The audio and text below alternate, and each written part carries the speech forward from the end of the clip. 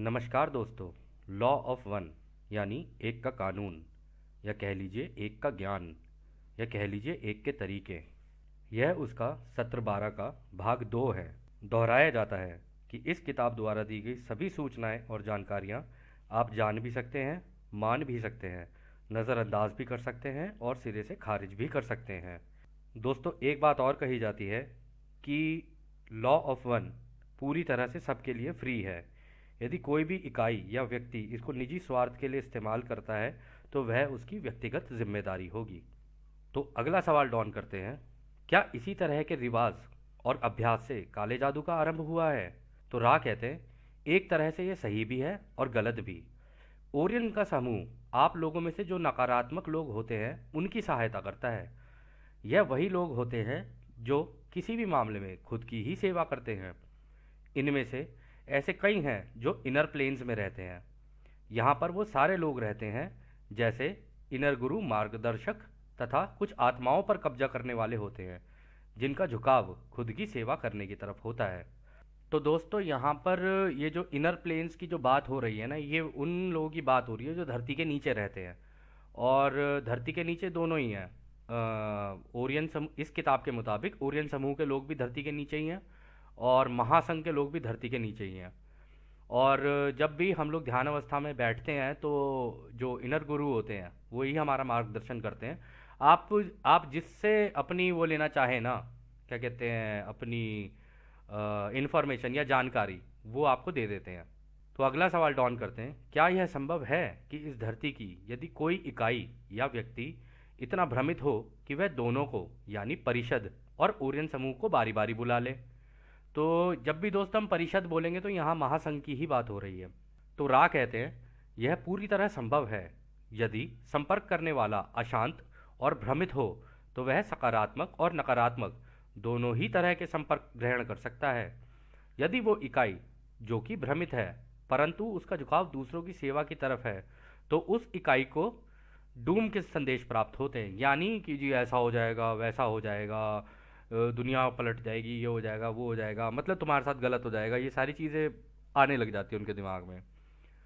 तो आगे रा कहते हैं, यानी कि उन्हें डराया जाता है। यदि उस इकाई का झुकाव खुद की सेवा की तरफ होता है तो लड़ाकों को झूठ बोलने की आवश्यकता नहीं होती है।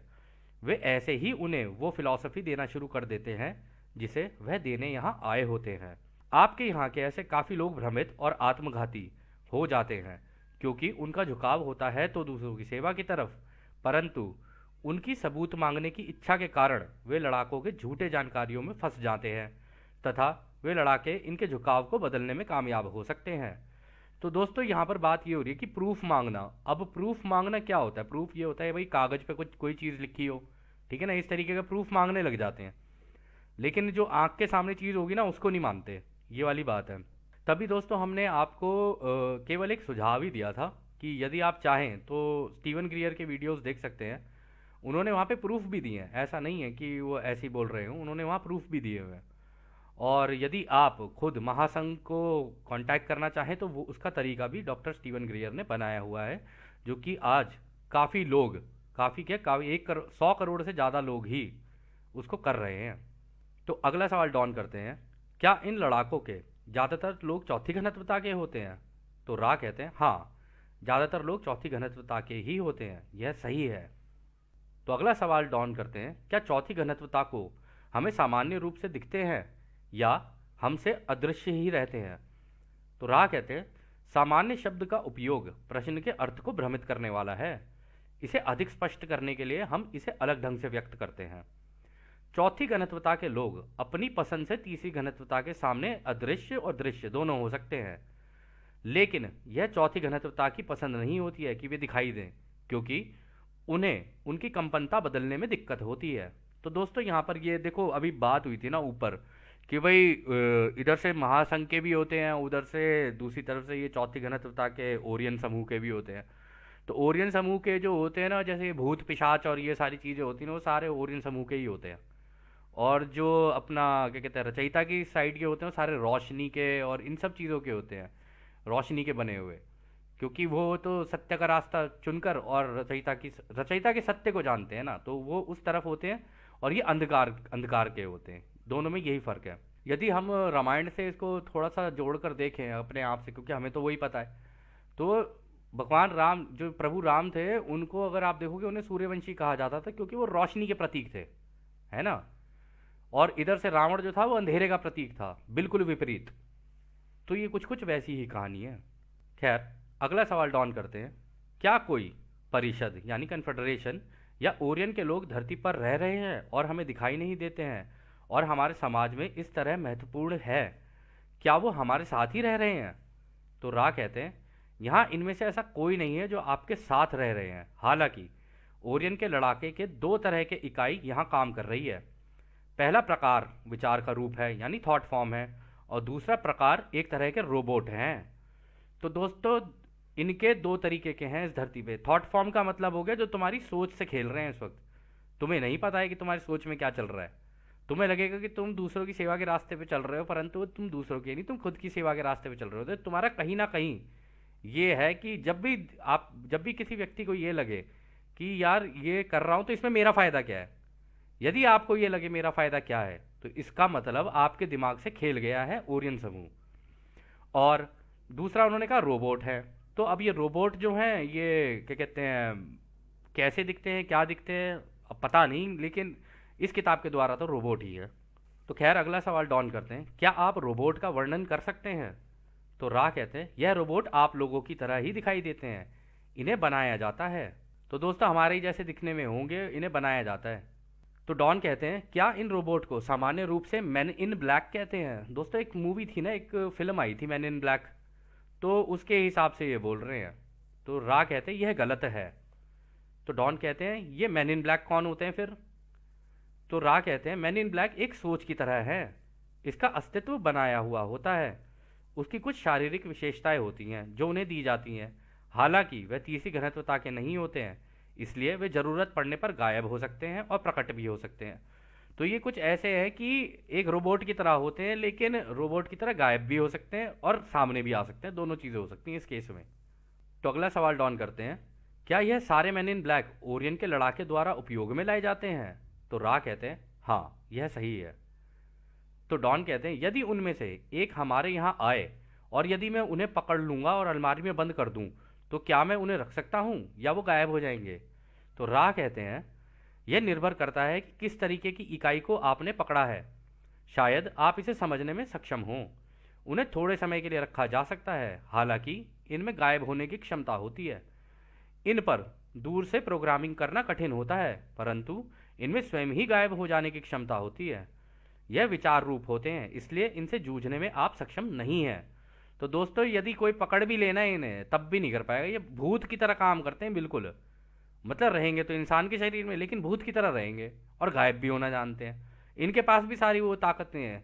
आपको याद होगा दोस्तों, रामायण में था ना कि जी गायब भी हो रहे हैं और सामने भी निकल के आ रहे हैं, गायब भी हो रहे हैं, सामने भी निकल के आ रहे हैं। तो कुछ इसी तरीके की कहानी सी चल रही है यहाँ पे। तो अगला सवाल डॉन करते हैं, क्या यह एक के कानून के खिलाफ है और क्या मैं इन इकाइयों को पकड़कर गलती करूंगा? रा कहते हैं, एक के कानून के अंदर कोई गलतियां नहीं होती हैं, तो तुम इन्हें पकड़ना चाहो तो पकड़ भी सकते हो, गलतियां नहीं होती हैं उसके अंदर। तो डॉन कहते हैं, मैं पूछना चाहता हूं कि यदि मैं इनको पकड़ता हूं तो मैं किस तरह की ध्रुवता वाला बनूंगा, यानी खुद की सेवा करने वाला या दूसरों की सेवा करने वाला? तो राह कहते हैं, इस सवाल पर आप स्वयं ही विचार करें। हम एक के कानून को समझाने आए हैं, यह सुझाव नहीं दे सकते हैं।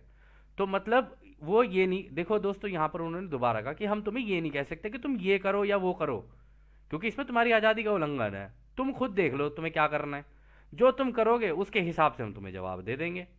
तो अगला सवाल डॉन करते हैं, धन्यवाद, आपने हमें घुमक्कड़ यानी वॉन्डरर्स के बारे में बताया था। वह कौन होते हैं, वे कहाँ से आए हैं? तो रा कहते हैं, कल्पना कीजिए, यदि आप कर सकें तो, समुद्र के किनारे के रेत के बारे में। इन सारे रेत के अनगिनत कण का स्रोत अनंत बुद्धिमानिता होती है। जब एक समूह अपनी इच्छा को समझकर पूरा कर लेता है, यानी अपने सबक सीख लेता है, और फिर यह निष्कर्ष निकालते हैं कि उनकी इच्छा लोगों की सेवा करने की है, जो भी सहायता के लिए उन्हें पुकारता है वह उनकी मदद के लिए अपना हाथ आगे बढ़ा देते हैं। इन लोगों को आप दुख के भाई बहन कह सकते हैं। तो दोस्तों, ये जो महासंघ है ना, ये दुखियारों के हैं। और आपको याद होगा कि राम भी दुखियारों के ही थे। ऐसा नहीं था कि राम सुखी लोगों के साथ खड़े थे। राम ने, आप पूरी रामायण उठा के देख लेना, कहीं पर भी राम ने कभी सुखी लोगों के साथ रहे हो। अपना घर त्याग दिया, ठीक है, निकल गए उसमें वन में, गरीब गरीब लोगों से मिल रहे हैं, ठीक है, शबरी के बेर खा रहे हैं। तो उसमें भी यही दिखाया गया कि हम तो दुख के भाई बहन हैं। और पूरी रामायण में राम ने कहीं नहीं कहा कि भाई मैं तुम्हारा भगवान हूँ। उन्होंने कहा हनुमान तुम भी मेरे भाई हो, सुग्रीव तुम भी मेरे भाई हो, विभीषण मेरे भाई। जो इतने भी थे ना, सबसे भाई भाई करके बात की उन्होंने, सबसे भाई भाई करके। इससे पता, और यहाँ पर भी यही कह रहे हैं कि हम तो दुख के भाई बहन हैं, सुख से तो हमारा कोई लेना देना ही नहीं है दूर दूर तक। खैर, फिर वो आगे कहते हैं, यह उनके पास आते हैं जिन्होंने दुख में उन्हें पुकारा होता है। यह इस अनंत ब्रह्मांड के हर एक कोने से आते हैं और दूसरों की सेवा की इच्छा के साथ बंधे होते हैं। तो दोस्तों, यदि आप इन्हें बुलाएंगे ना दिल से बुलाएंगे, ये आ जाएंगे। ये वॉन्डरर्स जो होते हैं ना, जो घुमक्कड़, ये यहाँ पे पैदा हुए होते हैं दूसरों की सेवा के लिए। आप में से कई होंगे, आपको पता नहीं होगा, क्योंकि उसका भी एक कारण है जो कि आगे इस किताब में बताया गया है। तो डॉन कहते हैं, इस समय इनमें से कितनों ने पृथ्वी पर जन्म लिया है? तो रा कहते हैं, इनमें से काफ़ी लोगों ने इस समय यहाँ जन्म लिया है, क्योंकि इस समय उन्हें इस ग्रह की कंपनता को ठीक करना है तथा कटाई में सहायता करनी है। इनकी संख्या लगभग 65 मिलियन है। तो दोस्तों, 1 मिलियन हो गया आपका 10 लाख, तो आप लगा लो 65 करोड़ 1981 में थे। अब तो ये बहुत ज़्यादा हो चुके हैं, 100 करोड़ से भी ऊपर इतने भेजे हैं, बहुत ज़्यादा भेजे हैं। और ये चीज़ हमें पता चली थी जब हम एल रिसर्च को देख रहे थे, हम लोग उनका मटेरियल देख रहे थे कि और कितनी कितनी चीज़ें आगे बढ़ी। तो इतने उतार दिए हैं, इतने उतार दिए हैं कि जिनका काम आपको पता चल जाएगा, जो दूसरों की सेवा के लिए काम कर रहे हो ना, दिल से अपना ना सोच रहे हो कि जी मुझे ये मिलेगा और मुझे वो मिलेगा, जो दिल से दूसरों की सेवा कर रहे हैं ना, ये वही होते हैं। तो डॉन कहते हैं, क्या इनमें से कई चौथी घनत्वता के हैं? वे किस घनत्वता से आए हैं? तो रा कहते हैं, इनमें से कुछ चौथी घनत्वता के हैं, बड़ी संख्या में छठी घनत्वता से हैं। इनमें सेवा करने की इच्छा काफ़ी तीव्र होती है, इनके मन काफ़ी पवित्र होते हैं। आप यह उनकी बेवकूफ़ी या बहादुरी कह सकते हैं। इनके साथ एक चुनौती या खतरा होता है कि वे पृथ्वी में जन्म लेने के बाद अपना मिशन भूल सकते हैं और कार्मिक तरीके से, यानी कर्म के तौर पर अगर देखा जाए, कभी कभी बुराई का साथ भी दे देते हैं। वे भूल जाते हैं और विनाश में सहायक हो जाते हैं। तो दोस्तों, होता क्या है पता है क्या? जो दिल के अच्छे होते हैं ना, जो वो सोच तो ये रहे होते हैं कि भाई मैं दूसरों की सेवा करूंगा, लेकिन यहाँ पे उनको भ्रमित करके दूसरी दिशा में ले जाया जाता है। और जब वो दूसरी दिशा में जाया जाते हैं तो उनको लगता है कि वो तो जी अपने जैसे होता है ना, कि भाई मैं इनकी सेवा कर रहा हूँ, ये मेरा गुट है या ये मेरे लोग हैं, मैं तो इनकी सेवा कर रहा हूँ। लेकिन उन्हें ये नहीं पता होता कि पूरा ब्रह्मांड एक है, सारे के सारे भाई बहन हैं इस ब्रह्मांड में, सारे प्रेम और रोशनी से बने हैं और सब कुछ रचयिता की सोच में चल रहा है। तो डॉन कहते हैं, यह कार्मिक रूप से कैसे लिप्त हो जाते हैं, क्या आप इसका उदाहरण दे सकते हैं? तो रा कहते हैं, यदि कोई इकाई या व्यक्ति सचेत रूप से किसी दूसरे व्यक्ति के साथ प्यार से पेश नहीं आता है तो वह कार्मिक रूप से लिप्त हो जाता है। तो दोस्तों, ये कह रहे हैं कि यदि आप दूसरों से प्रेम से नहीं पेश आ रहे हो ना, तो आपका कर्म जन्म ले जाएगा। अगर आप दूसरों से नफरत और ये सारी चीज़ों से करोगे तो आपका कर्म, इसका मतलब हो गया है तैयार, आपने कर लिया, आपने खुद किया है। ऐसा नहीं है कि हो सकता है आप किसी से इन्फ्लुएंस होकर कर रहे हो, लेकिन आपने कर लिया है अभी ये। और इस किताब के मुताबिक आपका भी एक, मतलब ऐसा कोई होगा तो उसका हिसाब किताब इस किताब के अंदर है कि उसका होता क्या है फिर हाल। तो डॉन कहते हैं, अभी मुझे ख्याल आया है, क्या इनमें से किसी भी घुमक्कड़ को पृथ्वी की परिस्थितियों के कारण शारीरिक रूप से कोई परेशानी होती है? तो रा कहते हैं, तीसरी घनत्वता और अन्य घनत्वता की कंपनता के बीच काफी अंतर होता है। इस कारण उनमें कुछ तरह की अपंगता, कठिनाई और सबसे ज्यादा गंभीर समस्या अकेलेपन की होती है। सबसे ज्यादा आम कठिनाई इन्हें अकेलेपन की ही होती है, क्योंकि इस ग्रह की कंपनता से उनकी कंपनता मेल नहीं खाती है। इस कारण उन्हें व्यक्तित्व विकार यानी पर्सनैलिटी डिसऑर्डर भी होते हैं। उन्हें पृथ्वी के वातावरण में अपने को ढालने में दिक्कत होती है, इस कारण उन्हें एलर्जी भी हो जाती है। तो दोस्तों, ये कुछ उनके सिम्टम्स हैं। एक तो ये कि जी रहेंगे तो पूरे ग्रुप में सबके साथ रहेंगे, दुनिया के साथ खेलेंगे, हंसे खेलेंगे सब कुछ, लेकिन उनके बीच में भी रह के ना अकेलापन रहता है उनको। उनको अंदर से ये लगता रहता है कि ये क्या है, सारे के सारे एक ही दिशा में भागते चले जा रहे हैं, इन्हें समझ क्यों नहीं आ रहा है कुछ कि प्रेम ही सब कुछ है, क्यों ये इतने नफरत और ये सारी चीजें कर रहे हैं। तो उनका कुछ इस तरीके का बिहेवियर होता है। और ये रचयिता के द्वारा भेजे, रचयिता क्या, इस महासंघ के द्वारा भेजे गए होते हैं इस धरती के ऊपर, भेजे क्या गए होते, खुद चुन के आते हैं, कहते हैं कि जी हमें भेजो हमें भेजो, वरना ये जाएगा ग्रह हाथ से, हमें भेजो हमें भेजो। इस वजह से होता है ये। और उसके कारण उन्हें एलर्जी भी होती है। कई लोगों को होता है जी, जैसे जैसे ही मौसम बदला उनकी तबीयत खराब हो जाएगी, मौसम बदला नहीं तबीयत खराब हो गई, किसी ना किसी तरीके की एलर्जी हो जाएगी। हो सकता है धूल मिट्टी से हो जाए, हो सकता है किसी तरीके के खाने से हो सकता है किसी चीज़ को टच करें और वो टच करते ही उससे एलर्जी हो जाए उनको। तो ये जो है ना, ये वॉन्डरर होते हैं, मतलब यही होते हैं वो घुमक्कड़, या कह लो नारायण नारायण, यही होते हैं वो। खैर, तो अगला सवाल डॉन करते हैं, क्या ऐसा कोई तरीका है जिससे ये अपने शारीरिक रोगों का उपचार स्वयं कर सकें? तो रा कहते हैं, यह इस समय का अंतिम बड़ा सवाल होगा। स्वयं का उपचार करने के लिए अपने अंदर की अनंत बुद्धिमानिता से जुड़ना आवश्यक है। लेकिन इस घनत्वता में आने के कारण इस तरह के लोगों में ये किसी कारणवश अवरोधित, ब्लॉक हो जाती है। ये अवरोध या ब्लॉकेज हर व्यक्ति में अलग अलग जगह होती है, इसलिए इन्हें अपने अंदर के आध्यात्मिक प्रकृति यानी स्पिरिचुअल नेचर की वास्तविकता को सचेत रूप में समझने की आवश्यकता होती है और अनंत बुद्धिमानिता से जोड़ने का प्रयास करना होता है। जैसे जैसे यह अवरोध खुलने लगते हैं, उनके शारीरिक रोग भी खत्म होने लगते हैं और वे स्वयं का उपचार कर पाते हैं। तो दोस्तों, ये जो कह रहे हैं ना स्पिरिचुअल नेचर, और ये जो ब्लॉकेज जो होती है, ये ब्लॉकेज होती है अंदर के चक्रों में। आपने पढ़ा होगा कि जी हमारे स्पिरिचुअल चक्र होते हैं, उन चक्रों में आ जाती है ब्लॉकेज, क्योंकि यहाँ के होते नहीं है। अब यहाँ आ गए, शरीर यहाँ के मिल गए, लेकिन आत्मा जो है वो हायर घनत्वता की है। आत्मा की भी अपनी कंपनता होती है कुछ। हमने जैसे कहा था ना आपको कि आपकी एक कॉपी हर जगह है।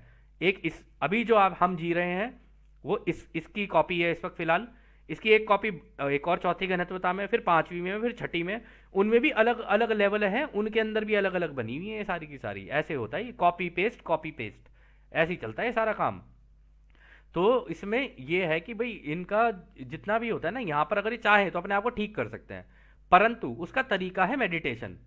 अब मेडिटेशन के जैसे बहुत सारे तरीके होते हैं, हमने आपको अपना भी बताया। एक तरीका ये भी है भाई, अगर ध्यान अवस्था में बैठ जाओ, जो चीज़ दिमाग में आ रही है उसका उल्टा सीधा उल्टा सीधा उल्टा सीधा ऐसे ही करते रहो। ये सबसे अच्छा तरीका होता है मेडिटेशन का। तो खैर, आगे रहा कहते हैं, हम कार्ला को उदाहरण के तौर पर लेंगे। इनकी बीमारी का कुछ हिस्सा मुख्य रूप से इंडिगो रे यानी पीनियल ग्रंथि के अवरोध के कारण है। दोस्तों, ये पीनियल जो होता है ना, ये जो हमारी तीसरी आंख वाला होता है ना, उसका है, उसके बारे में बात हो रही है। यह ऊर्जा क्षेत्र बुद्धिमान ऊर्जा को इस सृष्टि के हर वैध स्रोतों से प्राप्त करती है।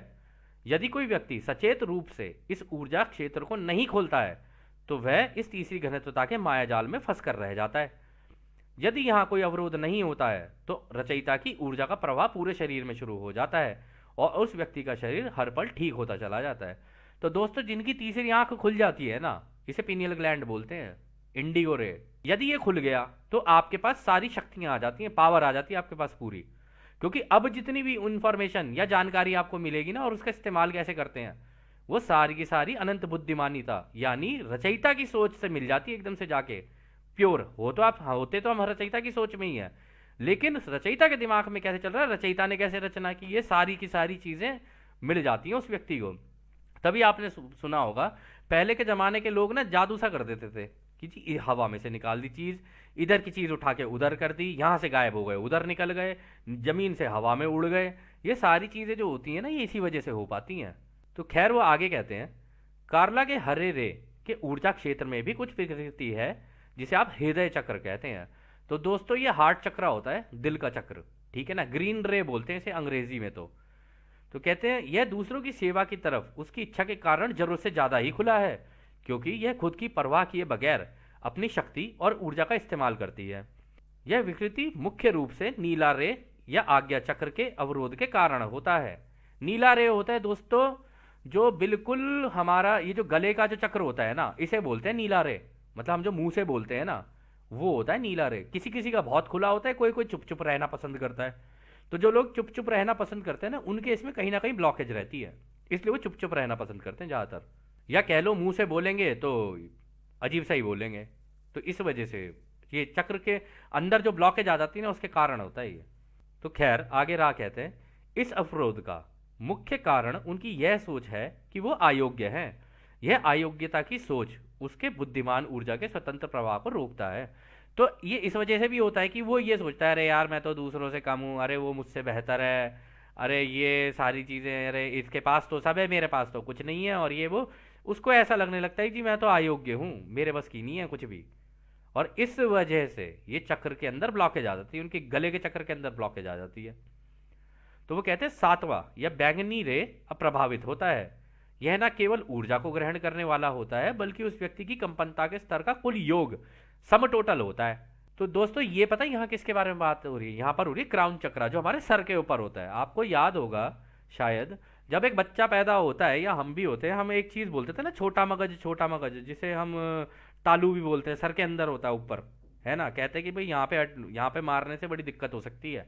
इसमें ना ये होता है, यहाँ पे जाके हमारे जितने भी चक्रों का जितना भी वो बनता है ना, सम सम टोटल, वो सारा का सारा यहाँ पर होता है, सर के ऊपर कांप रहा होता है ये। इसका कोई काम नहीं होता, ये तो केवल सम लेता है उसका कि जी कितना हुआ, इसका काम कितना हुआ, कितने चक्र खुले इसके। तो खैर आगे रहा कहते हैं, परंतु यदि नीचे से ही ऊर्जा का प्रवाह नहीं होता है तो यह चक्र भी सक्रिय नहीं हो पाता है। इसे सक्रिय करने का एक ही तरीका होता है कि प्यार से, शांतिपूर्वक यह समझना होगा कि वह परफेक्ट है और उस रचयिता से अलग नहीं है। कि मतलब अपने आप को ये मान के चले कि भाई मेरे अंदर कोई कमी नहीं है, रचयिता ने तो सब दे के भेजा है, मैं चाहूं तो मैं ले सकता हूं। रचयिता ने अपनी सारी सारी बुद्धिमानी मेरे को दे रखी है पहले से पहले ही, ये तो मेरे ऊपर है कि मैं इसे लूं या ना लूं। अगर मैं बाहर के माया जाल में फंसा, दुनिया के खेल खेल में फंसा, तो नहीं ले पाऊंगा। हाँ, अपने ऊपर काम किया तो ले सकता हूं। तो फिर आगे रहा कहते हैं, जिसे आप स्वास्थ्य का खराब होना भी कहते हैं। कि मतलब ऐसा हो जाता है कि उसे लगेगा अंदर से कि जी मैं परफेक्ट नहीं हूँ, और ये नहीं हूँ, वो नहीं हूँ, और उसकी फिर तबीयत खराब हो जाती है। तो आगे रहा कहते हैं, दरअसल वह एक या एक से अधिक ऊर्जा क्षेत्र के अवरोध होने से होता है। इसे ठीक करने के दो तरीके हैं, या तो वह इसे स्वयं ठीक करे, या कोई और उत्प्रेरक या कह लो माध्यम इस काम को करे और उसे ठीक कर होने में मदद करे। यानी या तो वो खुद ही मेडिटेशन करके इसको ठीक करे, और अगर मेडिटेशन करके इसको ठीक नहीं कर पाता है ना, तो फिर या तो किसी बाहर वाले का, कोई जैसे हीलर्स होते हैं ना, कुछ कुछ स्पेशलाइज्ड होते हैं, उनको पता होता है कि चक्र कैसे खोले जाते हैं, तो उनकी मदद ले, उनकी मदद लेगा। लेकिन कभी कभी ऐसा भी होता है, वो हीलर्स क्या करते हैं, वो सीधा का सीधा ना पिनियल ग्रैंड सीधा ही ये तीसरी आंख खोल देता है, और तीसरी आंख खोलते ही, और नी खोल तो देते हैं, लेकिन बीच के चक्रों में अगर कहीं भी दिक्कत हुई तो फिर वो व्यक्ति पागल हो जाता है। उसको लोग कहते हैं जी इसको स्किज़ोफ्रेनिया हो गया, ये हो गया, वो हो गया, क्योंकि चक्रों चक्रों में फंसाव हो गया। अब कुछ चक्र खुले हुए और सीधे के सीधे जाके एकदम से तीसरी आंख खोल दी, तब दिक्कत होनी शुरू होती है उस व्यक्ति को। तो अगला कहते हैं राह, कि क्या और कोई छोटा सवाल है इस सत्र को खत्म करने से पहले? तो डॉन कहते हैं, क्या यह आपके लिए बताना संभव है कि हम तीनों में से कोई घुमक्कड़ है, मतलब हम में से भी कोई नारायण नारायण है? तो रा कहते हैं, हमने अभी आप तीनों के मन, शरीर, आत्मा को स्कैन कर लिया है, और यह बताने में कोई भी हानि नहीं है कि आप लोगों में से सभी घुमक्कड़ हैं।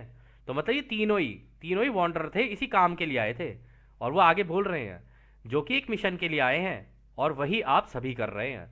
तो दोस्तों ये जिम, कार्ला और डॉन, ये तीनों के तीनों इस धरती पे पैदा ही इसलिए हुए थे कि इस एक के ज्ञान को लेकर दुनिया में बांट दें, ताकि दुनिया अपना चुनाव कर सके कि भाई कौन से रास्ते पे जाना है, ये वाला सतयुग चाहिए कि वो वाला सतयुग चाहिए। अभी आपको पता चलेगा आगे कौन सतयुग कितने तरीके के होते हैं। तो इस सत्र को दोस्तों हम यहीं समाप्त करते हैं। अब हम आपको उस अनंत रचयिता के प्रेम, रोशनी, उसकी शक्ति और उसकी शांति में छोड़कर चलते हैं। आदने हमारे भाइयों, आदने वसु। धन्यवाद।